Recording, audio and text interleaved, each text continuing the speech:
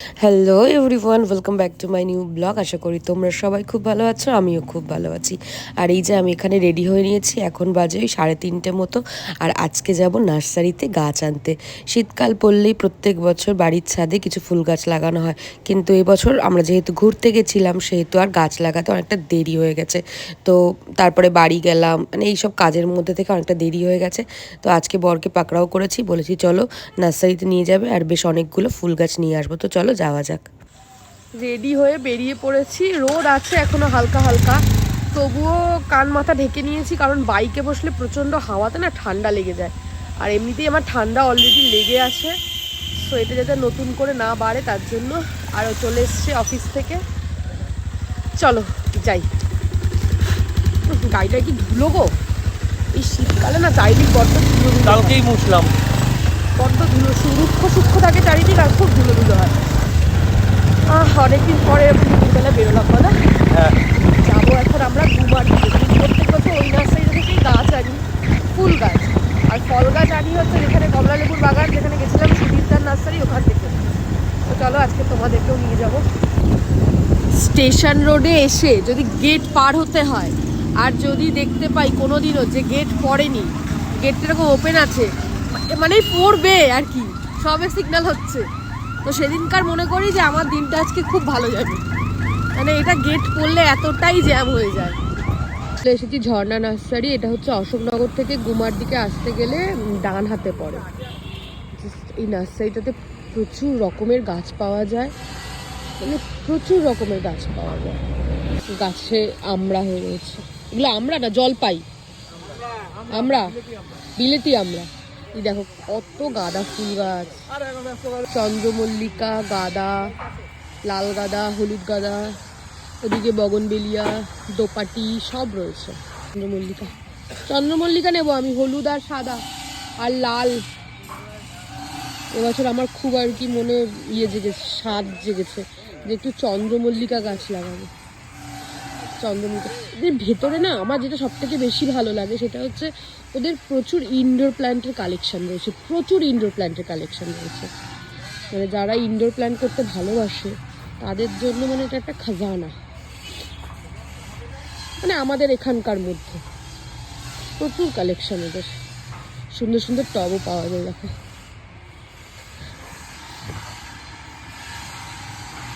ওইদিকেও প্রচুর আছে। হ্যাঁ, আগে না আরো অনেক বেশি গাছ ছিল, এখন গাছটা কেমন কম কম লাগছে।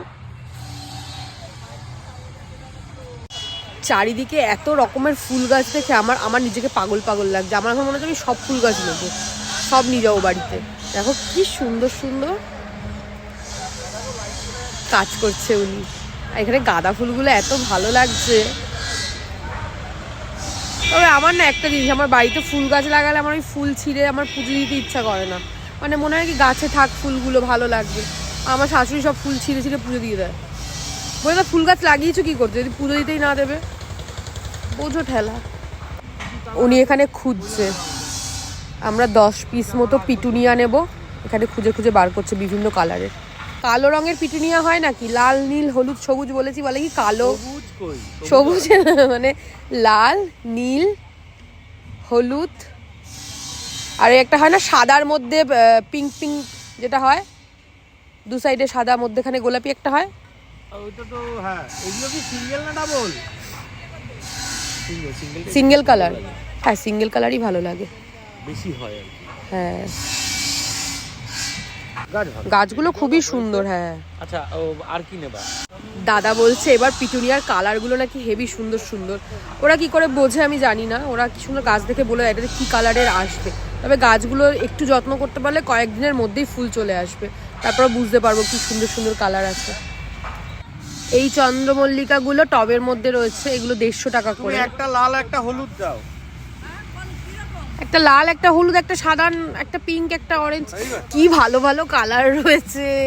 কি বলেছিলাম বাবা একটা ব্যাগ নিও না, আমার সাথে ফুল গাছ কিনতে আসছে একটা ব্যাগ নিয়ে, ঠিক আছে। অনেক কাকুতি মিনতি করার পর দুটো মাত্র চন্দ্রমল্লিকা কিনে দিয়েছে, দুটো। তাও ভালো যে টব চেঞ্জ করতে হবে না, টবের মধ্যে রয়েছে। কি ভালো লাগছে গাঁদা ফুল গাছগুলো, দারুণ লাগছে। এখানে বিভিন্ন কালারের বগনবেলিয়া রয়েছে, সাদা হলুদ গোলাপি, লাল, সব রকমের বগনভেলিয়া রয়েছে। এখানে প্রচুর গোলাপ গাছ রয়েছে, আর এই যে গাড়িতে করে গাছ এসছে, নতুন গাছ নামছে। অনেক রকমের গোলাপ রয়েছে, যার মধ্যে বেশি হচ্ছে মেরুন কালার, সাদা আছে, লাল আছে, অনেক রকমের লাল আছে, অরেঞ্জ আছে, অনেক রকম কালার আছে। পড়ন্ত সূর্যের আলো এসে পড়েছে গাছের উপরে, ফুলগুলো কি কালারফুল লাগছে, মানে চোখের সামনে আরো বেশি ভালো লাগছে। ক্যামেরায় কতটা বোঝা যাচ্ছে আমি জানি না। তোমরা যদি কেউ এখানে গাছ কিনতে আসো, চন্দ্রমল্লিকার ওই 150 টাকা দাম শুনে ভয় পেও না, কারণ ওগুলো টবের মধ্যে রয়েছে, টব চেঞ্জ করতে হবে না। আর এমনিও রয়েছে যেগুলো তোমরা নিয়ে গিয়ে বাড়িতে মাটিতেই বসাও বা আবার নতুন করে টবে বসাও, যা যেভাবে আর কি তোমরা বসাও, নিয়ে যেতে পারো, অসুবিধা নেই। পিটুনিয়া গাছেরও অনেকগুলো আর কি ইয়ে রয়েছে, ছোট বড় টবে আছে, এমনি এই ব্যাগে আছে। তো আমরা যে পিটুনিয়াগুলো নিয়েছি ওগুলো নিয়েছে 30 টাকা করে পিস।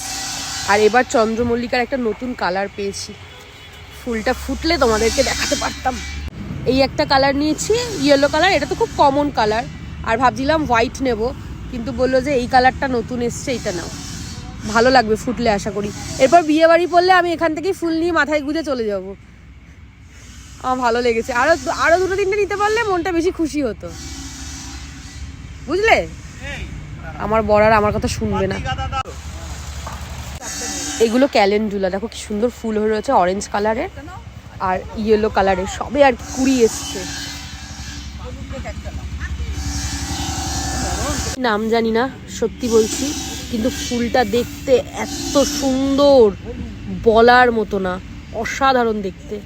আচ্ছা, এগুলো হচ্ছে পিটুনিয়ার ছোট বোন গ্যাজেনিয়া, দারুণ দেখতে, দারুণ। আমার না চন্দ্রমল্লিকাগুলোর উপর থেকে নজর সরছেই না, মনে হচ্ছে প্রত্যেকটা কালারের যদি 1 পিস করে বাড়িতে নিয়ে যেতে পারতাম বেশি ভালো হতো।